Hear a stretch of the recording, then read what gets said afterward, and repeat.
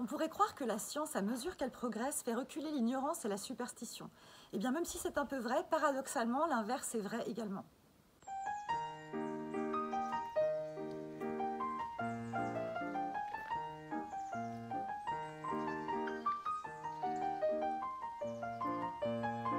Depuis toujours, les avancées scientifiques, qui sont quand même opaques pour la plupart des gens sans formation scientifique, se confondent avec la magie dans tout ce qu'elles peuvent apporter. Et la magie, quant à elle, touche aux religieux au sens large. Ainsi, science et croyance vont toujours de pair à travers la marche de l'histoire. Et nous allons voir, à travers quelques exemples, comment la science va, bien malgré elle, confirmer, accélérer, voire même générer de nouvelles croyances. Mais auparavant, faisons un petit récapitulatif très résumé du paranormal à travers l'histoire.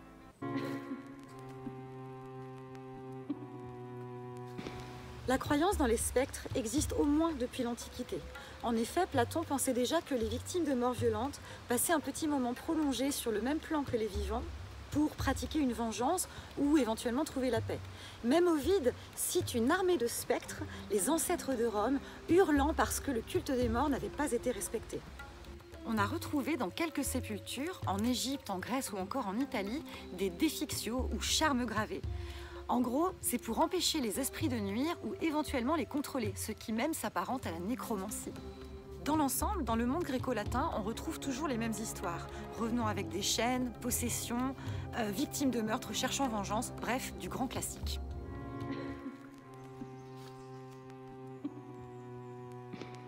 Au Moyen-Âge, les superstitions étaient bien sûr également nombreuses et l'Église va tenter d'unifier et de rassembler sous une même bannière toutes les croyances populaires. C'est ce qu'on appelle le syncrétisme.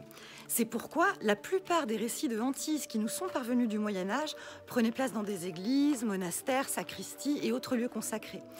D'ailleurs, la plupart de ces hantises étaient reliées au diable lui-même, Satan ou ses démons, et finalement plutôt peu aux défunts.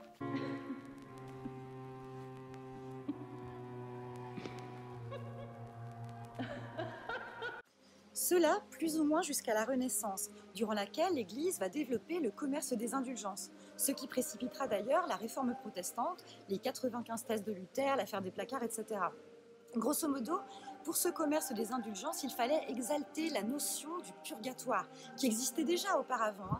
Mais ce purgatoire, c'est un entre-deux dans lequel de pauvres âmes errent dans le tourment jusqu'à ce que les portes du paradis leur soient ouvertes. Or, qui ne paierait pas une fortune pour éviter à ces êtres chers d'interminables tourments? Ce fut le point de départ d'une nouvelle forme de fantôme. Pas diabolique, pas dangereuse, mais bien présente.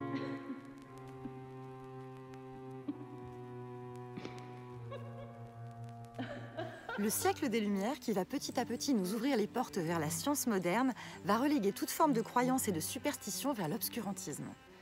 En effet, à une époque où les cours d'Europe étaient fascinés par la machine électrique de l'abbé Nollet ou le magnétisme animal de Mesmer, une méthode scientifique qui laissera moins de place à l'erreur et à la spéculation va commencer à voir le jour. Et Lavoisier va transformer l'alchimie en chimie moderne. Au bout du compte, ce XVIIIe siècle se terminera, comme nous le savons, par la fin de l'Ancien Régime et un fort anticléricalisme. Tout un monde, des codes, des repères éclatés, doublés d'une guerre civile, une grande insécurité et beaucoup de morts. En bref, un chaos absolu où on a besoin de repères, de réponses, d'une promesse qu'il y a quelque chose qui nous attend par-delà toute cette horreur.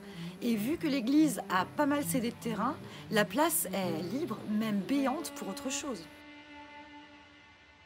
À noter également que le XVIIIe siècle est celui de la mouvance des translations des cimetières des centres-villes vers les grands parcs de périphérie, comme le Père-Lachaise par exemple.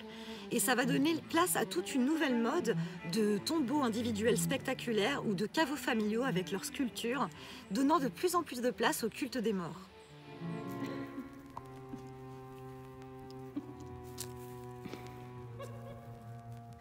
La Révolution française a laissé dans son sillage une population perdue, dans un monde hostile qui avance très vite et dans lequel tous les schémas de pensée qui servaient à expliquer le monde ont volé en éclats.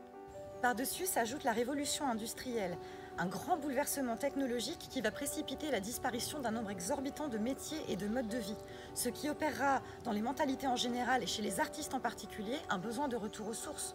On pense par exemple au romantisme et à sa valorisation soudaine du monde paysan alors qu'avant on n'en avait rien à cirer. Ou alors on pense aux folies, ces jardins truffés de fausses ruines et de fausses natures sauvages mais parfaitement maîtrisées. On pourrait ajouter que c'est le siècle des collectages. Le monde est en train de changer et toute une culture orale est vouée à disparaître. Alors, à la manière des frères Grimm, des centaines de collecteurs vont se mettre à arpenter les campagnes pour aller recueillir et sauvegarder les contes et légendes locales, les danses et les chansons populaires, en bref, tout ce qui constituait l'âme et l'esprit d'un pays ou d'une région et qui disparaissait pour laisser place à la modernité. En Bretagne, par exemple, Ersard de la Ville-Marquet a publié le Barzaz Braise, véritable bible des contes et légendes bretonnes, sauvées de l'oubli. Bilan, d'un côté on veut retrouver la nature sacrifiée, et de l'autre la magie perdue dans un monde trop cruel et rationnel, un monde gris et oppressif dénué de promesses de salvation. C'est le contexte parfait pour stimuler un besoin de merveilleux. Et la science, en même temps qu'elle est castratrice, va paradoxalement étendre les possibilités de toucher au merveilleux. Dans les salons du 19e siècle se côtoient les expériences scientifiques, la lanterne magique et les spirites qui font tourner les tables. Victor Hugo, sur l'île de Guernesey, communique avec les morts, pendant que Sir Arthur Conan Doyle s'émerveille sur des photos de fées prises à Cottingley. On a tellement besoin de croire en quelque chose. Et les artistes, avec leur sensibilité exacerbée, vont être les cibles privilégiées de ces croyances poétiques. D'ailleurs, à travers l'histoire, ce seront souvent les artistes qui vont populariser les croyances et les philosophies alternatives. À ce moment, on est prêt à accepter toutes les nouveautés. Le télégraphe abolit bien les distances, alors pourquoi pas les dimensions? De plus, par rapport au catholicisme, ces nouvelles spiritualités ont quand même l'avantage de garder la promesse d'un au-delà salvateur, mais sans les contraintes et les interdits liés à la religion. Au final, le spiritisme aura été une mode comme une autre, avec son apogée et son déclin. Cela dit, les avancées scientifiques futures ne vont cesser de fournir matière aux fous d'occulte. L'exemple le plus récent étant la physique quantique.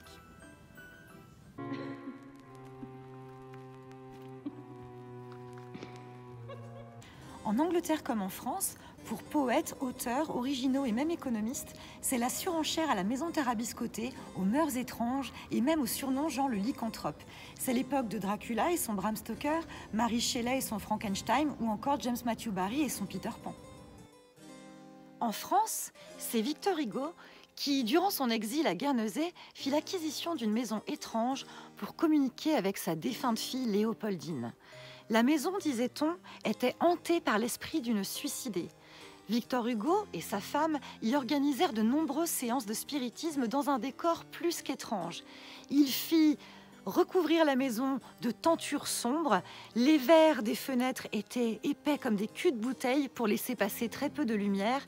La maison et ses séances de spiritisme et ses guéridons qui tournaient attirèrent bien plus les esprits des visiteurs curieux que des fantômes. Même la divine Sarah Bernard était connue pour ses goûts macabres. Elle possédait un cercueil capitonné dans lequel elle aimait se coucher. Elle possédait également un crâne humain dans un plat en argent. Dans son salon, elle l'utilisait sur scène pour jouer Hamlet. Et elle aimait se faire photographier avec une chauve-souris qui coiffait son chapeau, une chauve-souris empaillée.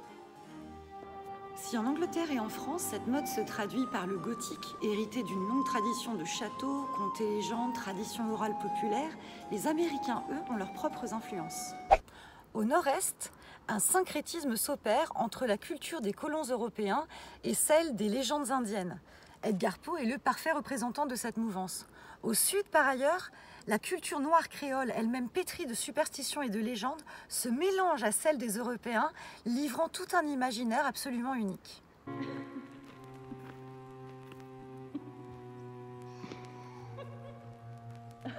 Le spiritualisme à l'américaine est intrinsèquement lié au protestantisme et aux différentes sectes anglicanes qui ont éclos et se sont épanouies dans cette terre sauvage et indomptée.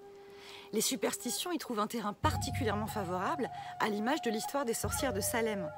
En fait, le rigorisme et l'intransigeance maladive des Quakers ont inévitablement un pendant magique qui échappe au contrôle absolu des pratiquants. Plus, si on ajoute à ça une vie difficile, une peur du diable et de Dieu, une grande mortalité, et tout ça sans le réconfort de la salvation par l'absolution, mais uniquement par la grâce, sans même le confort de la confession auriculaire. Pas étonnant que le mouvement spirit soit né là-bas. D'ailleurs, c'est particulièrement la zone du Connecticut, Massachusetts, Maine et Nouvelle-Angleterre qui seront fécondes en histoire surnaturelle. On peut penser bien sûr aux sorcières de Salem ou aux sœurs Fox de Hydesville et même plus tard à Stephen King. En tout cas, entre toutes les sectes anglicanes et les légendes indiennes locales, le décor est planté.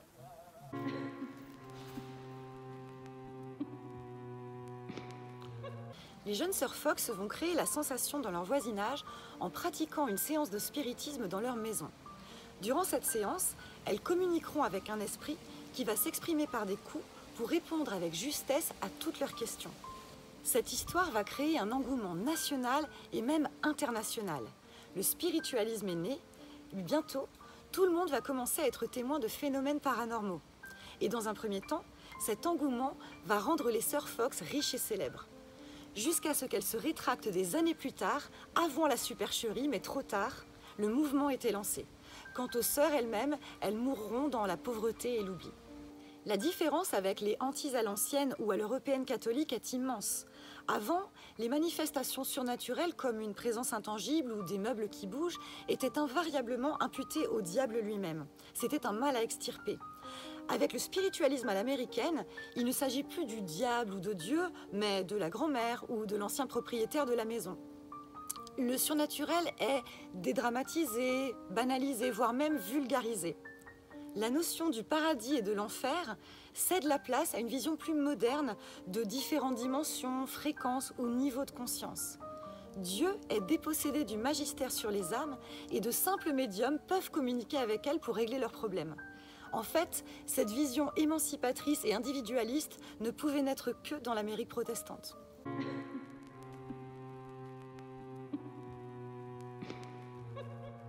En France, le plus célèbre représentant de cette mouvance s'appelle Allan Kardec.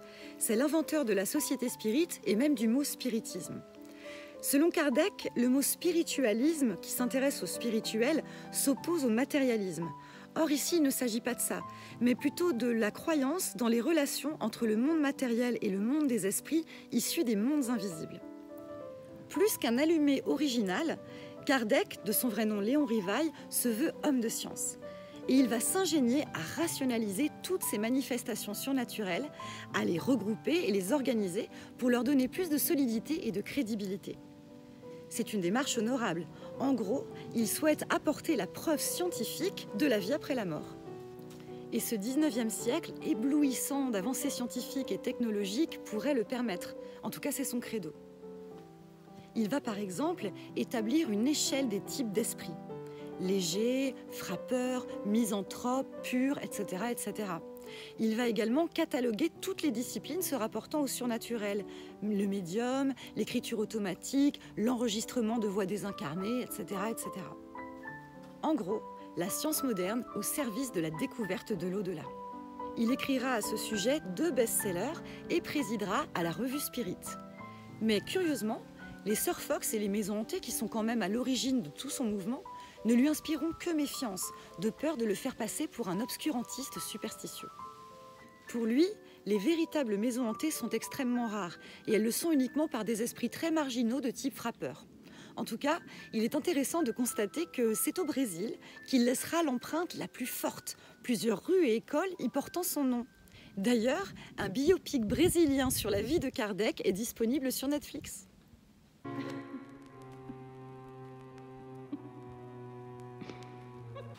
Le 19e siècle est obsédé par la mort, pour des raisons compréhensibles.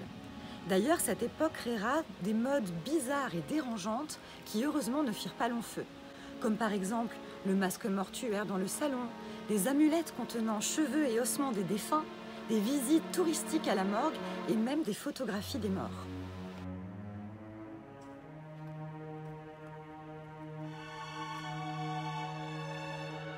Et les choses vont prendre un tournant encore plus extraordinaire en 1861, quand le photographe américain William Mumler va prendre le premier autoportrait accompagné d'un fantôme. Bon, En tant que professionnel de la photo, il a très vite compris ce qui s'est passé, une double exposition, tout simplement. La photographie, c'est l'écriture par la lumière, sur une plaque photosensible. Les plaques ainsi exposées à la lumière laissent apparaître un cliché. Mais avant de reprendre un nouveau cliché, en d'autres termes, avant de réexposer les plaques à la lumière, il faut les nettoyer correctement, sinon les deux sujets se superposent. Et oui, c'est aussi simple que ça. Mais si c'est bien fait et bien mis en scène, ça peut donner l'impression que nos chers disparus se trouvent à côté de nous. Après tout, la photographie étant une technologie à ce moment-là plutôt récente et révolutionnaire, pourquoi ne pourrait-elle pas capter les différentes dimensions? Et ça, Mumler et sa femme l'ont bien compris, à tel point qu'ils imagineront tout un business juteux autour de ce principe pendant un certain temps.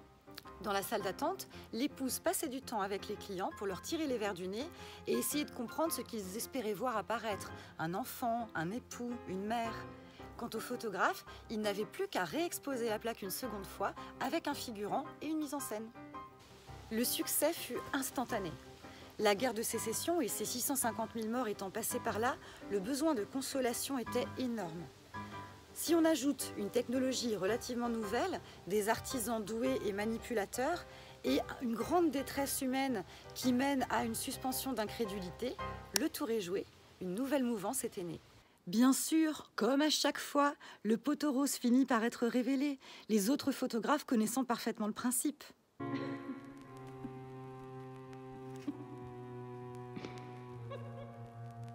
Arrivée en France, cette mode va servir à relancer le mouvement spirit moribond après la mort d'Allan Kardec. Et Jean Buguet, le photographe, va s'illustrer avec ses photographies spirit et s'autoproclamer photographe de médium et médium photographe. Une fois la supercherie dévoilée, évidemment un procès fut intenté contre Buguet. Mais curieusement, au procès, de nombreux témoins, des victimes en réalité, décidèrent de témoigner en faveur de Buguet. Elle prétendait reconnaître formellement les visages des fantômes apparaissant sur les photos et refusait systématiquement d'admettre qu'elle s'était faite escroquer. La nature humaine. Même aujourd'hui, les photos de Mumler continuent à fasciner ceux qui ne demandent qu'à croire. Cependant, suite à cette affaire, des tonnes de photographes s'illustrèrent par la photo anti-spirit. Elle tournait en dérision cette dernière tout en respectant les codes. C'était effectivement assez amusant.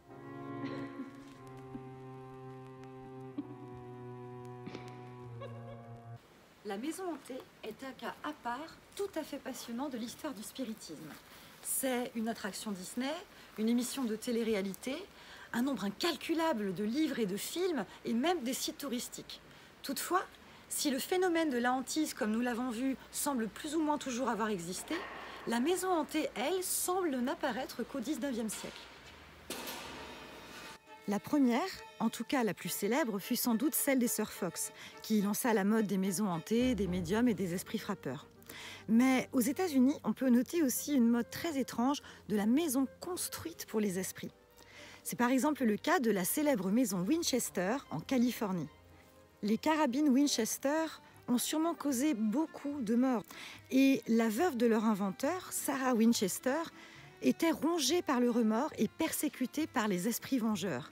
Elle alla voir un médium qui lui conseilla immédiatement de faire construire une immense maison pour attirer les esprits et les y piéger. Mais il y avait un hic. Il fallait que le chantier, les travaux de cette maison, ne s'arrêtent jamais, ni de jour ni de nuit, car seulement à ce moment-là, Sarah Winchester pourrait trouver la paix. Ainsi démarra le chantier le plus colossal jamais vu aux États-Unis, avec des équipes de maçons qui se relayaient de jour et de nuit. Les travaux de la maison prirent fin uniquement à la mort de Sarah Winchester. Aujourd'hui, c'est vraiment un des landmarks des États-Unis, c'est une des maisons les plus célèbres à visiter. On peut citer également le cas de la famille Coons en Ohio, qui fit construire une chambre aux esprits dans leur maison pour développer le don médiumnique de leurs 7 enfants. Or, après des années de visite de tous les spirites du pays et beaucoup de publicité, les voisins des Coons incendieront la maison maudite et les Coons, quant à eux, iront se faire oublier dans un autre état. Si les États-Unis semblent être une terre fertile pour les histoires de maisons hantées, qu'en est-il de l'Europe ? Eh bien, étrangement, c'est plutôt moins flagrant ici.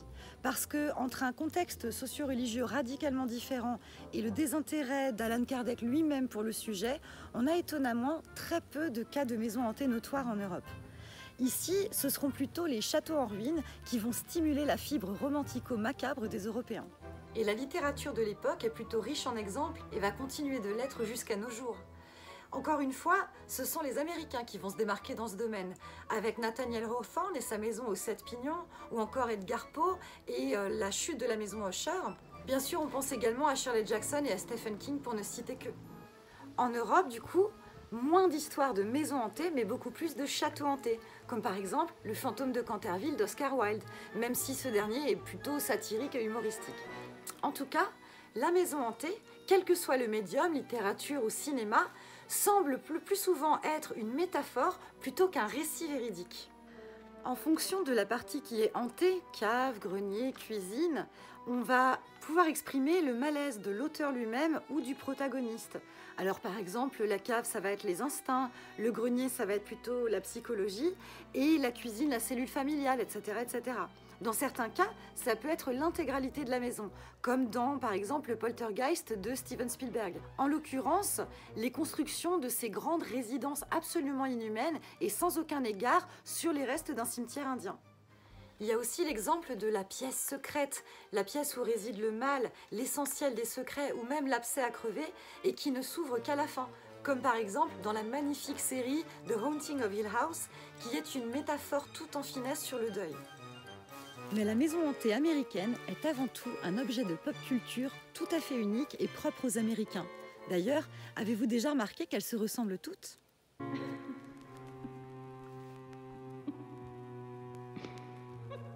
Que ce soit le contexte historique, géographique ou sociologique, on peut remarquer que les phénomènes paranormaux ont toujours existé, mais ne se ressemblent pas d'un endroit à l'autre ou d'une époque à l'autre. On pourrait en conclure que ce sont des phénomènes culturels davantage que paranormaux. Quant aux avancées de la science, elles permettent toujours à des charlatans de surfer sur la nouvelle vague pour soutirer quelques piécettes à des personnes en souffrance, en vendant du réconfort. Maintenant, que vous y croyez ou non, soyez chic et abonnez-vous à cette chaîne et faisons reculer l'obscurantisme ensemble en attendant nos prochaines vidéos. Allez, bisous, à plus!